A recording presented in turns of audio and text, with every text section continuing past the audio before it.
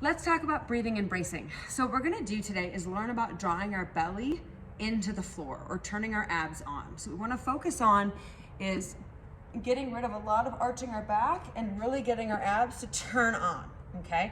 There's a difference between sucking in and flexing our core. How do we find that place? So what we're gonna do is we're gonna lay on the ground, okay? I'm gonna have you put your hands back kind of by your head. You're gonna draw the back of your hand toward the floor. If you cannot touch the back of your hand to the floor, that is okay.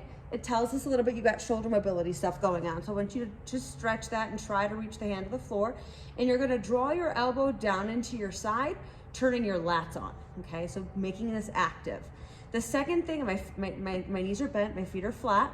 The second thing we're gonna do is draw your belly button into the ground as hard as you can. And we're gonna hold 3, 2, 1, and relax. So you can feel when you flex and relax the difference. Notice my belly wants to pull off the ground. We all have a little natural curvature in our lower back.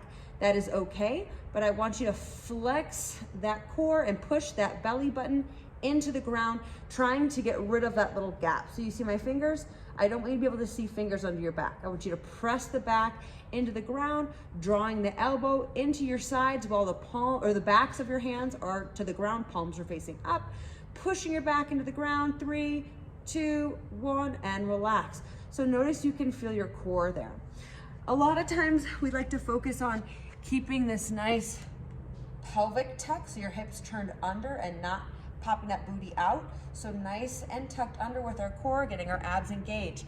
When we do ab work, we want to keep that hip turned under. So I want you to think about drawing that belly button into the ground every rep. So for instance, if we're laying on the ground and we're doing leg lowers, we don't want to have that gap under our back.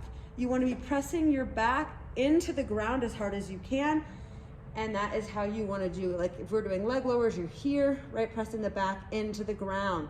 If you're doing reverse crunches, same thing, back is in the ground. If you're coming up this way, again, we don't want to have the hip turned under and trying to crunch up. Your hip needs to be turned underneath of you, pressing the belly button into the ground, and then lifting as high as you can off the ground, your shoulders off the ground. So belly turned on for every core movement.